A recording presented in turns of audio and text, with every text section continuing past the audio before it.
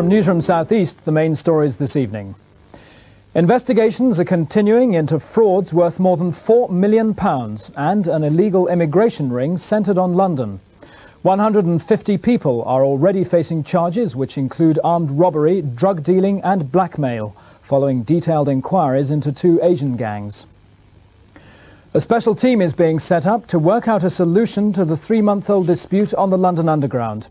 After 2 days of talks at the conciliation service ACAS, both sides agreed to the appointment of a 3-person board of mediation.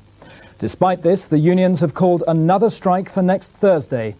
Only a handful of tubes ran during today's stoppage, the 14th in the dispute.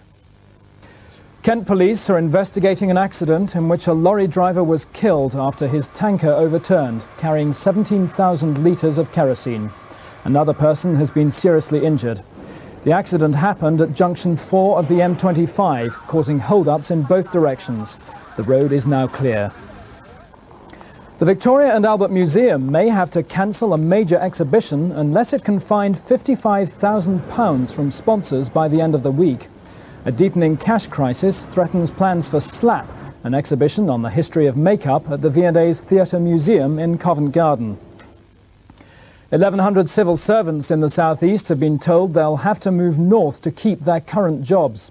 The Department of Employment is transferring the posts from central London and Watford to Sheffield and Runcorn. Teenagers in West London are being taught to fight off the menace of drugs. The intensive course at Chiswick is one of the first to be run in Britain. It teaches the youngsters to believe in their own abilities and that drugs offer no future. That's all from Newsroom South East. With the weather, here's Bernard Davey. A very good evening to strong winds blowing down the Rhone Valley.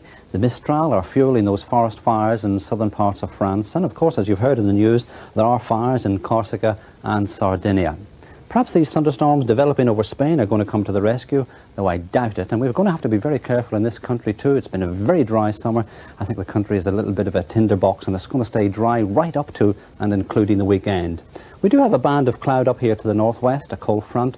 That'll bring some persistent drizzle into the northwest, but then later the night we'll find clear conditions coming into the extreme northwest of Scotland. That'll be pushing the thicker cloud, the rain and drizzle, the mist and fog a little bit further south, but for the bulk of England and Wales, I think it'll be basically dry. A mild night too, the temperatures no lower than 13 to 15 degrees Celsius, but up here in the northwest, where the clear conditions come along, the temperatures dropping down to around about 10.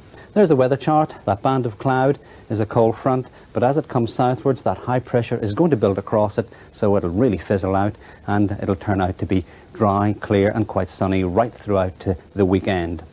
Following that band of cloud, at first tomorrow it will be carrying a little bit of light rain and drizzle as it comes south, but becoming weaker all the time, the sun getting to work on it, punching holes in it as the sun comes out, though there could be 1 or 2 light showers coming on to that Norfolk coast. The southern half of the country, a fairly dull start, but here the sun also coming out during the morning, brightening up, getting sunnier all the time and turning out to be fairly warm.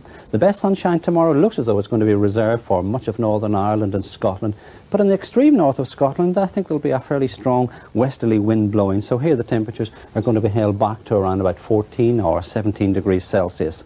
Coming south, well, it does turn much warmer, 20 in Northern Ireland and central Scotland. Then we're into the 22s, 23s, and as we get into the south, it could be as high as 24 or even 25 degrees Celsius. That's 77 degrees Fahrenheit. Now, the outlook is for dry and sunny weather, so do be careful about those fires. That's it from me. Good night to you.